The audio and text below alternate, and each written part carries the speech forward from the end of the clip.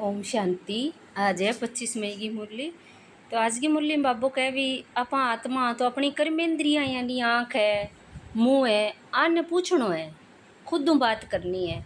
अब इतना दिन तो अपने मन में औरंगी बातें चलती, अब खुद की बातें चलाओ कि मेरे मन में दूसरे के लिए किए है, मैं आँखों हूँ दूसरे के लिए के देखने लग रही हूँ, मैं खाने के लिए मेरी के भावना है, मैं दूसरी कोई भी स्त्री है पुरुष है वह देख के मेरे मन में के भाव चल है।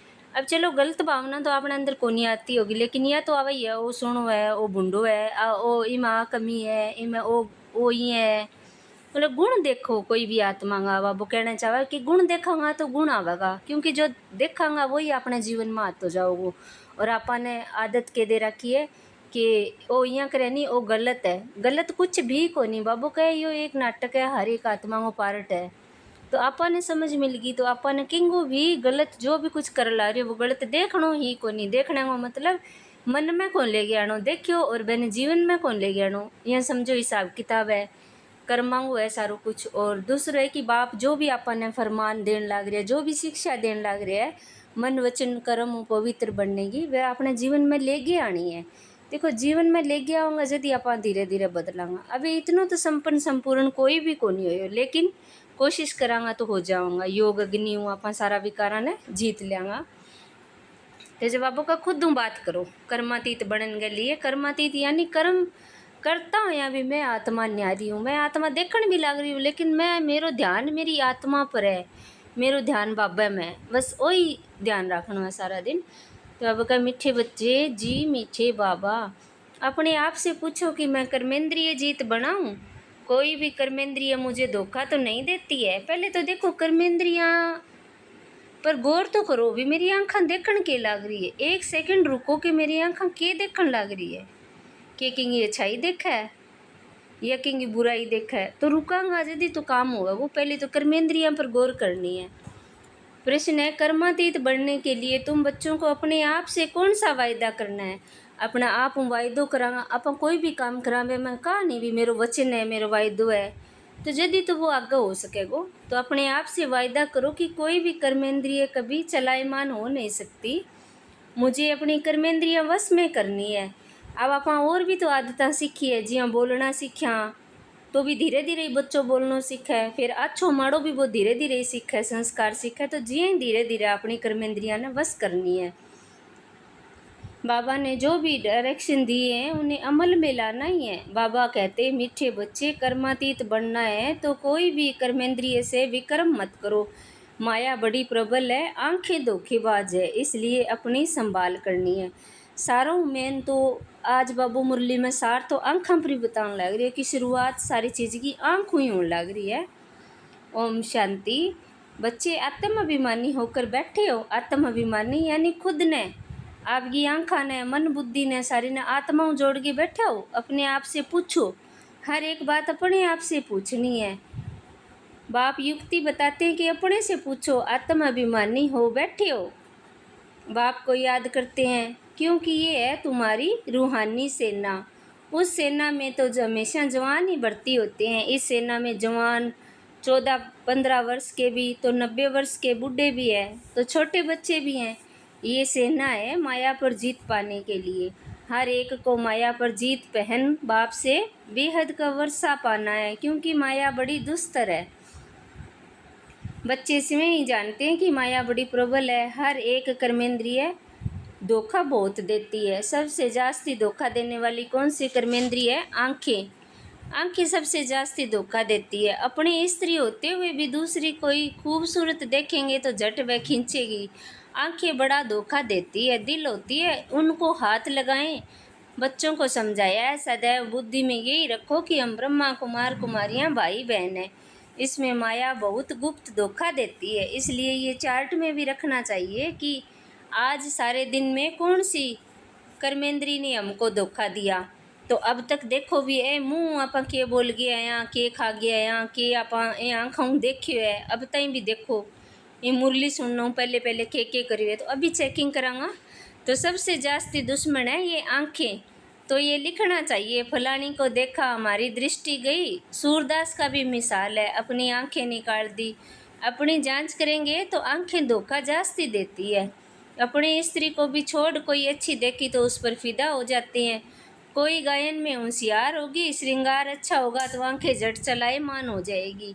इसलिए बाबा कहते हैं ये आंखें बहुत धोखा देती है। बल सेवा भी करती हैं परंतु आंखें बहुत धोखा देती है। उस दुश्मन की पूरी जांच रखनी है, नहीं तो समझो हम अपने पद को भ्रष्ट कर लेंगे।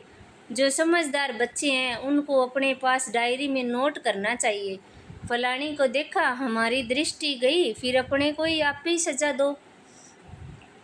भक्ति मार्ग में भी पूजा के टाइम बुद्धि और तरफ भागती है तो अपने को चुटकी काटते हैं। तो जब कोई ऐसी स्त्री आदि सामने आती है तो किनारा कर लेना चाहिए, खड़े होकर देखना नहीं चाहिए। आंखें बहुत धोखा देने वाली है, इसलिए सन्यासी लोग आंखें बंद कर बैठते हैं।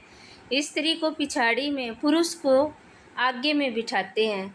कई ऐसे भी होते हैं जो स्त्री को बिल्कुल देखते ही नहीं। तो तुम बच्चों को तो बहुत मेहनत करनी है। अब और सत्संग में तो स्त्री पुरुष को भेदभाव बताया, लेकिन बाबू तो अपन ने एक ही बात बताई कि सब आत्मा हो। या तो एक ड्रेस पहन रखी है तो स्त्री पुरुष को तो बहाने भूल जाना चाहिए। तो तुम बच्चों को मेहनत बहुत करनी है। विश्व का राज्य भाग्य लेना कोई कम बात थोड़ी है। वो लोग तो करके 10, 12, 20 हज़ार, 1, 2 लाख, करोड़ इकट्ठा करेंगे और खलास हो जाएंगे। साधु संतां की बात क्या बाबू कह, वह तो भी सत्संग करेगा तो इतो ही जमा करेगा, लेकिन तुम बच्चों को तो अविनाशी वर्षा मिलता है, सब कुछ प्राप्ति हो जाती है। ऐसी कोई चीज़ नहीं रहती जिसकी प्राप्ति के लिए माथा मारना पड़े। कलयुग अंत और सतयुग आदि में रात दिन का फर्क है, यहाँ तो कुछ भी नहीं है। जब ताई आत्मा विकारी है, जब ताई बेंगे कोई भी तरियांगी भरपूरता आ कौन सके। बाबू यो समझाना चाहे अभी तुम्हारा ये है पुरुषोत्तम संगम युग।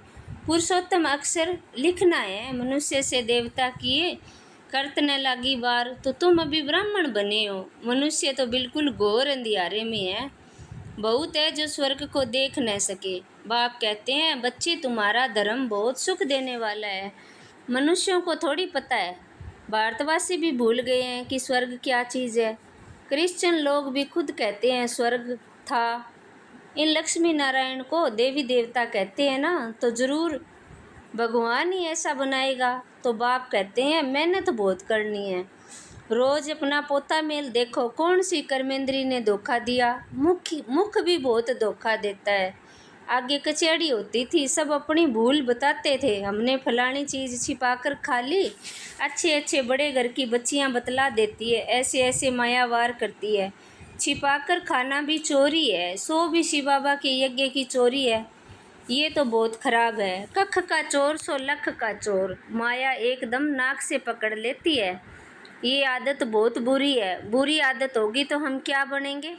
स्वर्ग में जाना कोई बड़ी बात नहीं है, परंतु उसमें फिर मर्तबा भी तो है ना।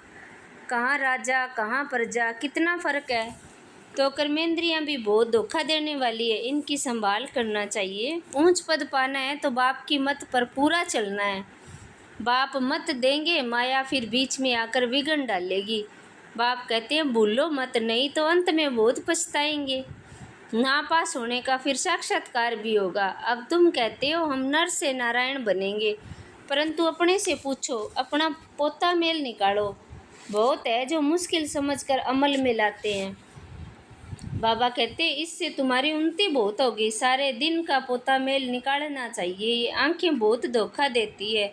कोई को देखेंगे तो ख्याल आएगा ये तो बहुत अच्छी है, फिर बात करेंगे, दिल होगी उनको सौगात दूं, ये खिलाऊं, वही चिंतन चलता रहेगा। बच्चे समझते हैं इसमें मेहनत बहुत बड़ी है। कर्मेंद्रियां बहुत धोखा देती है। रावण राज्य है ना, बाप कहते हैं वहाँ चिंता की कोई बात ही नहीं है, क्योंकि रावण राज्य ही नहीं, चिंता की बात ही नहीं। वहाँ भी चिंता हो तो फिर नरक और स्वर्ग में फ़र्क ही क्या है। तुम बच्चे बहुत बहुत ऊंच पद पाने के लिए भगवान से पढ़ते हो। बाप समझाते हैं माया निंदा कराती है। तुमने अपकार किया, मैं उपकार करता हूँ। बच्चे तुम अगर कुदृष्टि रखोगे तो अपना ही नुकसान करेंगे। बहुत बड़ी मंजिल है, इसलिए बाबा कहते हैं अपना पोता मेल देखा, कोई विक्रम तो नहीं किया, किसको धोखा तो नहीं दिया। विक्रमाजीत बनना है। विक्रमाजीत के संबत का भी किसको पता नहीं है सिवाय तुम बच्चों के। तो बाप ने समझाया है विक्रमाजीत को 5000 वर्ष हुए। फिर विकर्म करते हैं तो उल्टे मार्ग में जाते हैं। कर्म, अकर्म और विक्रम अक्सर तो है ना, माया के राज्य में मनुष्य जो भी कर्म करते हैं वह विक्रम ही बनता है। सतयुग में विकार होते नहीं तो विक्रम भी कोई बनता नहीं, ये भी तुम जानते हो, क्योंकि तुमको ज्ञान का तीसरा नेत्र मिला है, तुम त्रिनेत्री बने हो। आज बाबू आँख नेत्र आंगी आंगी समझानी देन लग रहा है। तो त्रिकालदर्शी त्रिनेत्री बनाने वाला बाप है। तुम आस्तिक बने हो तो त्रिकालदर्शी बने हो। सारे ड्रामा का राज बुद्धि में है। मूल वतन से मैं आत्मा आई हूँ, फिर सूक्ष्म वतन में ही मेरो सारो ड्रामो चालन लाग रही है, और स्थूल वतन अठा मैं पार्ट बजान लाग रही हूँ। 84 का चक्कर फिर और धर्म वृद्धि को पाते हैं। वह कोई सदगति नहीं कर सकते, उनको गुरु भी नहीं कह सकते। सर्व की सदगति करने वाला एक ही बाप है। अब सबकी सदगति होनी है। वह धर्म संस्थापक कहे जाते हैं, गुरु नहीं। धर्म संस्थापक धर्म स्थापना करने के निमित्त बने हैं, बाकी सदगति थोड़ी करते हैं। उनको याद करने से कोई सदगति नहीं हो सकती, विक्रम विनाश नहीं हो सकते। वह सब है भक्ति। बाप तो समझाते हैं माया बड़ी दुस्तर है, इस पर ही लड़ाई होती है। तुम हो शिव शक्ति पांडव सेना, तुम सब पंडे हो। शांति धाम सुख धाम का रास्ता बताते हो, गाइड भी तुम हो। कहते हो बाप को याद करो तो विक्रम विनाश होंगे, फिर दूसरी तरफ अगर कोई पाप करेंगे तो 100 गुना पाप लग जाएगा। जितना हो सके कोई विक्रम नहीं करना चाहिए। कर्मेंद्रियां धोखा बहुत देती है। बाप हर एक चलन से समझ जाते हैं। बच्चों को माया के तूफान आते हैं, स्त्री पुरुष समझने से ही तूफान आते हैं। तो इन आँखों पर अधिकार रखना चाहिए, कब्जा रखना चाहिए। हम तो शिव बाबा के बच्चे हैं। बाप से अनजान कर राखी भी बांधते हैं, फिर माया धोखा दे देती है, फिर छूट नहीं सकते। कर्मेंद्रियां जब वश हो तब तो कर्मातीत अवस्था हो। कहना तो सहज है कि हम लक्ष्मी नारायण बनेंगे, परंतु समझ भी चाहिए। बाप कहते हैं डायरेक्शन पर अमल करो, बाबा बाबा करते रहो, बाबा से हमें पूरा वर्षा लेना है। ऐसा टीचर कभी कहाँ नहीं मिलेगा। इन सब बातों को देवताएं भी नहीं जानते हैं, तो पीछे वाले धर्म वाले कैसे जान सकते हैं। बाबा कहते हैं मैं कुछ कहूँ तो समझो, ये शिव बाबा कहते हैं। ऐसे मत समझो कि ये दादा कहते हैं, ये तो मेरा रथ है। ये क्या करता, तुम बच्चों को राजाई मैं देता हूँ, ये रथ थोड़ी देता है। ये तो बिल्कुल ही बेगर है, ये भी बाबा से वर्षा लेता है। जैसे तुम पुरुषार्थ करते हो वैसे ये भी करता है। ये भी स्टूडेंट लाइफ में है। ये रथ लोन पर लिया हुआ है, तमो प्रधान है। तुम पूज्य देवता बनने के लिए, मनुष्य से देवता बनने के लिए पढ़ते हो। कोई की तकदीर में नहीं है तो कहते हैं मुझे संशय है। शिव बाबा कैसे आकर पढ़ाते हैं, मुझे तो समझ में नहीं आता।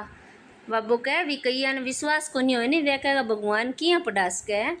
बाप की याद के बगैर तो विक्रम विनाश हो न सके, पूरी सजा खानी पड़ेगी। ये राजाई स्थापन हो रही है।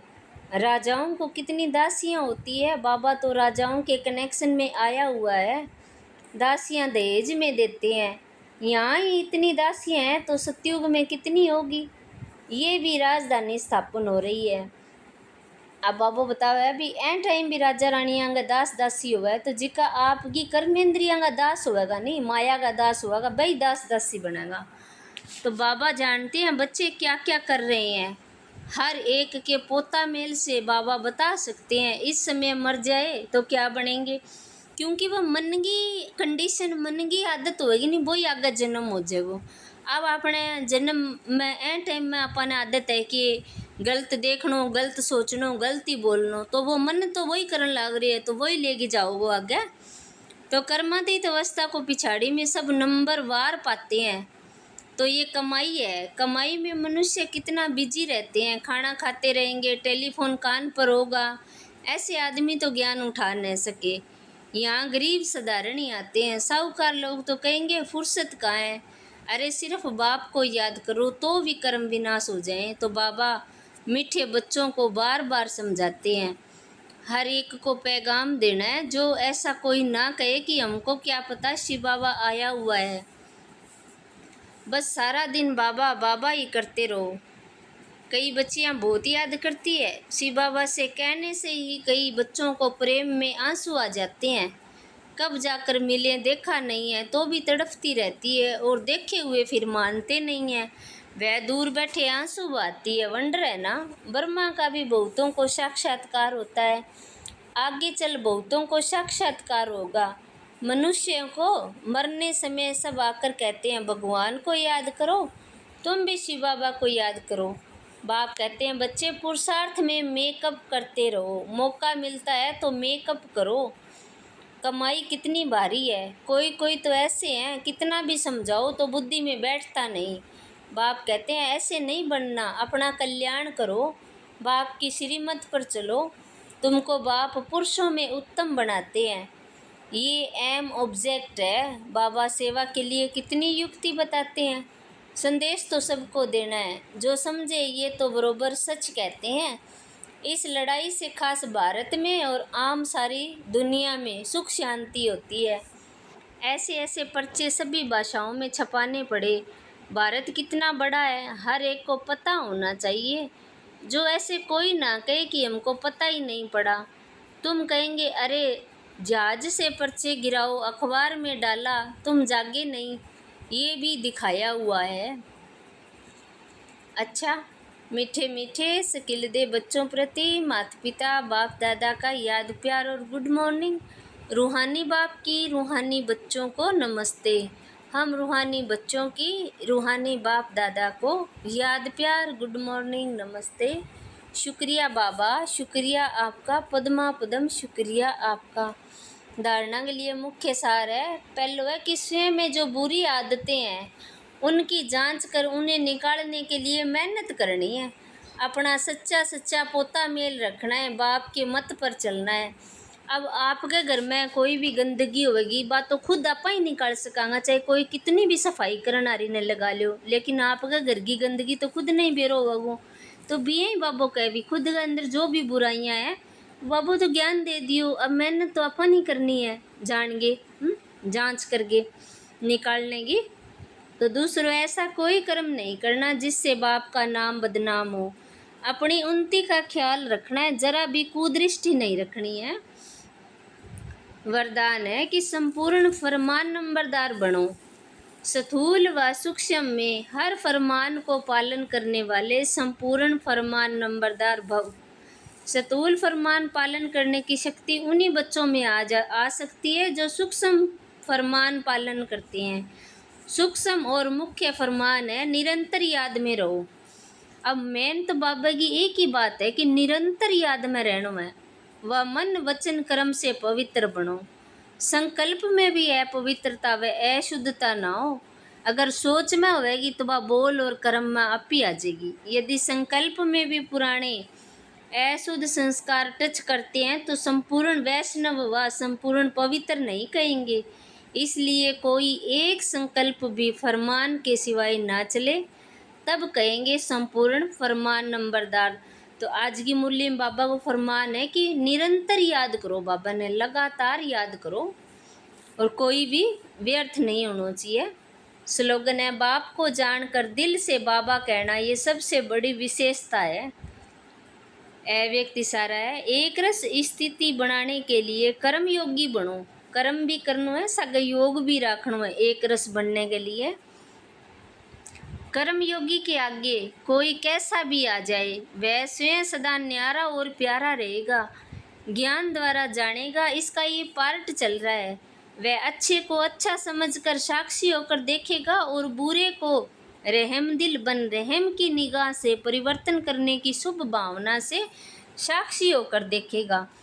तो कोई भी अच्छो है तो बिना वो अच्छो समझिए न्यारो होगे देखा वो, और जो कोई अगर गलत है बुरो है तो मैंने रहम की भावना और मैंने बदलने की भावना देखा है। वो कौन जिको ज्ञानी आत्मा होगो, जिको यही एक रस स्थिति बनाने का साधन है। तो एक रस बनना है तो हर आत्मा को पार्ट देखना आपा ने हिसाब किताब है कर्मा को, और सबके लिए शुभ भावना रखनी है, बदलने की भावना। अच्छा, ओम शांति।